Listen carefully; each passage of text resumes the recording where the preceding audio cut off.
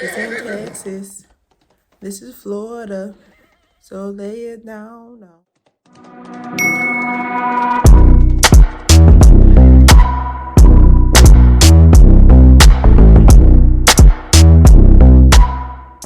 All right, welcome to another episode of Claire Haire Special Cowboy Carter edition. We're going to be talking about the new album today.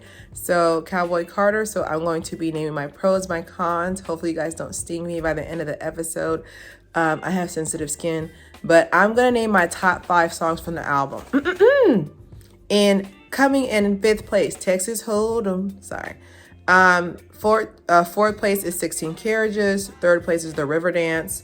2 is Daughter Opera. And then number 1 is Sweet Honey Bucking. But we're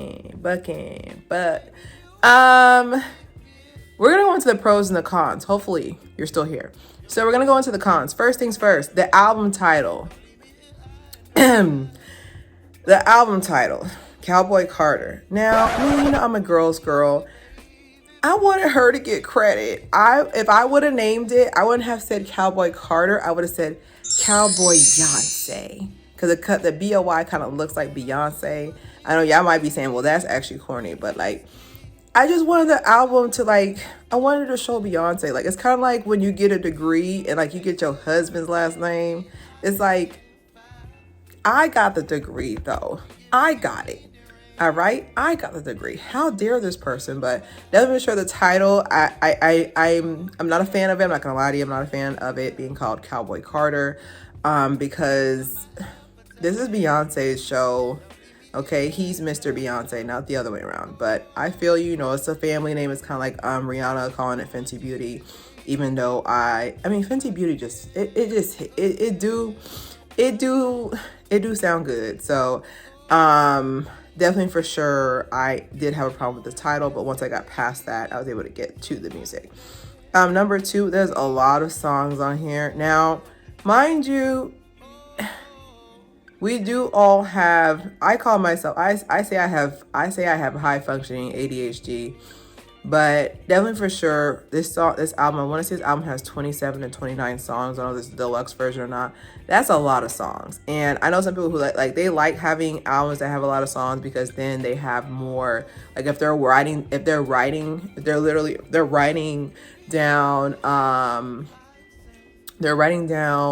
like they're going to visit a parent or somebody. It's like a 3-hour ride, like listening to the Cowboy Carter. By the time you even finish the album, you're at your mama's house, but I would definitely say there are a lot of songs. So I wish that maybe she would have broke it up, like maybe had like 13 songs and be like volume 1, and then release one like in the dead of summer, volume 2, like spread it out, and just definitely for sure. I'm just thinking like marketing wise, like I would have split this up into 2, because the reason why I say having that many songs on one album is hard is that marketing wise, you're gonna have a star song that comes from we call it the main character song. You're gonna have a main character song, and then there's just also a pressure to put a lot of music videos out. So to put a music video to 27 songs financially, I know she got it, but like I'm just saying, like I would just say it would be less pressure. She would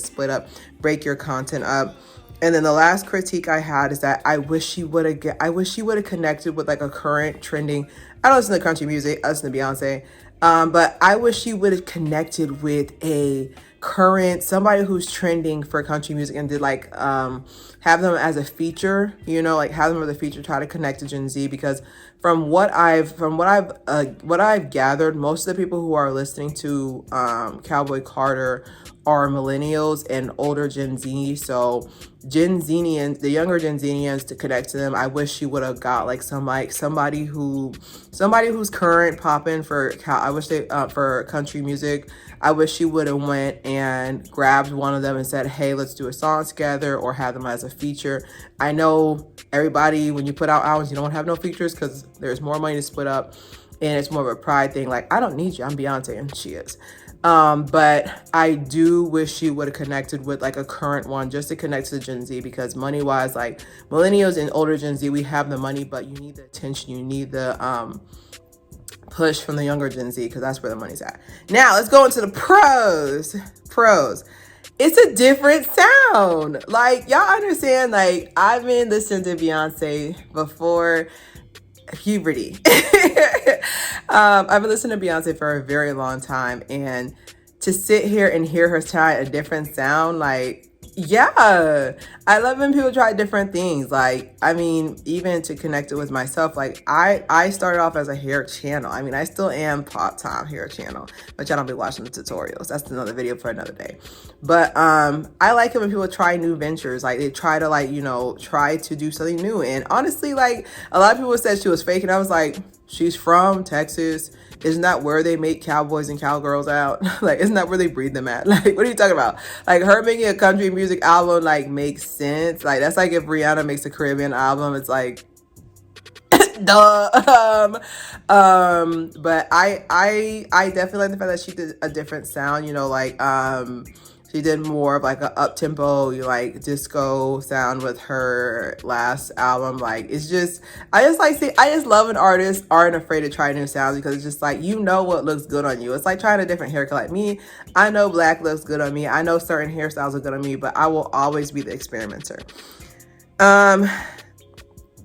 Vocally, she pushed herself on Daughter. Please go listen to Daughter. Like, ho, ho, ho.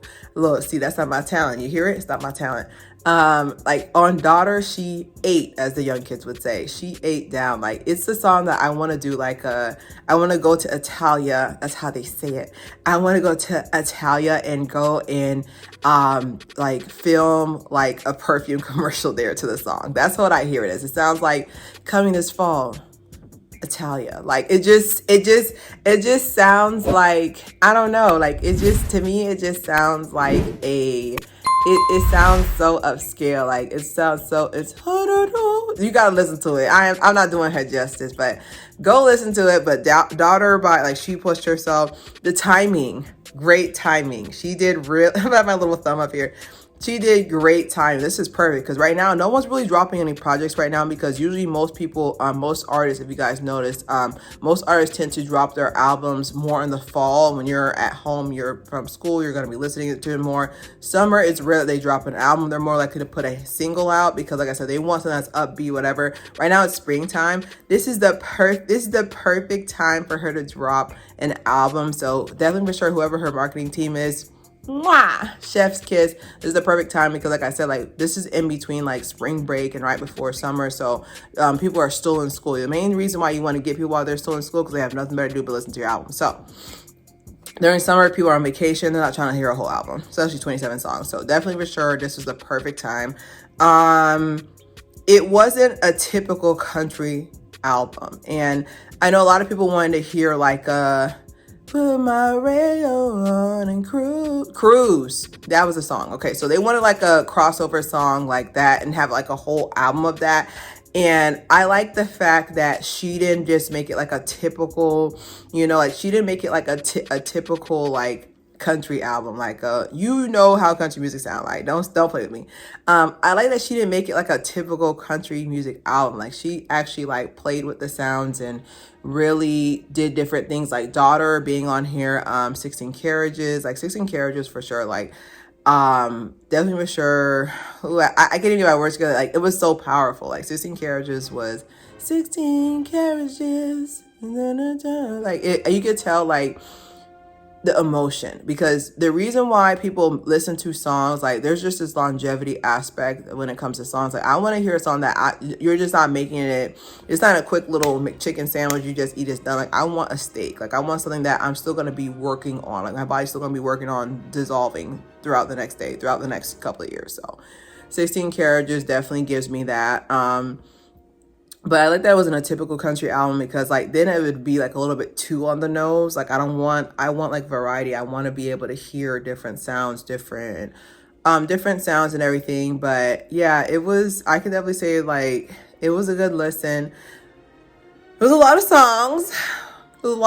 But overall, I like the fact that she did a new sound and wasn't afraid. Because, like I said, like, as someone who's a content creator, like, trying something new is scary. Not even from money is the last thing on your mind. Like, it's scary because it's just like will they follow me over here? Like, will I still have the same like support? So that's gonna bring me to my next point. And my next point is Beyonce is what they consider a veteran artist. Now, a veteran artist, I don't like that word, because when I think of veteran, I think of the end, and I know that she's gonna keep making music. I specifically wrote down keeping up with what's still current, like keeping up with what's still current, keeping up with what is still trending is hard when you're a veteran artist. So she did an excellent job of that. I feel like she's hopping on the trend of like a lot of songs that I've seen go viral. Like, you have to have some type of like motivation behind it. Like recently with Glorilla's Yeah Glow, like that song is blowing up because of the fact that there's a lot of like yeah glow, like you're hyping yourself up. So definitely for sure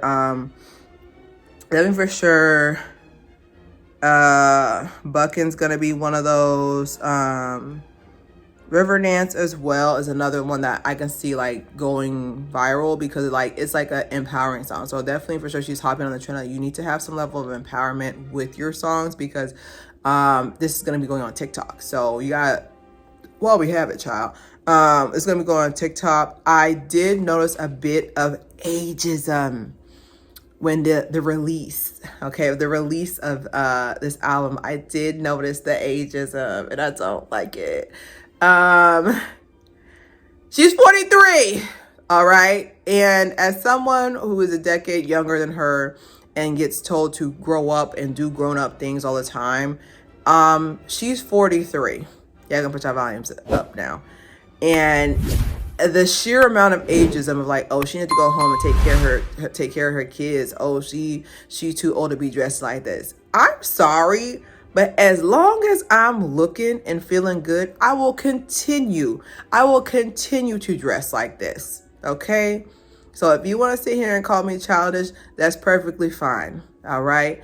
But I didn't appreciate that. Like this, like at the end of the day, talent is talent. And I don't know about y'all, but the average age for singers back in the day was about 35, 40. Like, I don't know if it was recently, I would say in the 2000s, that they started making singers younger and younger, because a lot of the songs that we love, from like the 80s and the early 90s, like these men and women were grown. Okay, so Beyonce being 43 is very young, especially since the life expectancy is 100 now, you know. Not for some of y'all don't eat vegetables, but definitely for sure, I definitely noticed the level of ageism, and I wasn't a fan of it. And I feel like she's still been able to bypass that, because like I said, like the biggest thing about making music is that, are you going to buy it? Are you going to buy it? Are you going to share it? Okay, that's the main thing. Okay, so I definitely noticed the level of ageism, and I did not appreciate it, especially the fact that like she's in great, phenomenal shape. So I noticed I didn't like that. The impact so far with TikTok is eating the album up from what I've noticed. Definitely for sure the song that I keep seeing is the Sweet Honey Buckin'. That one is definitely trending. The other song, daughter is trending as well. Texas Hold'em was on the charts for a very long time, and of course 16 Carriage is like a sleeper hit. Riverdance, I can see people doing like a dance trend to it, but definitely sure if you were able to stick here through the comments, you were able here to stick with me. So don't forget to subscribe, share. It's Clear Hair.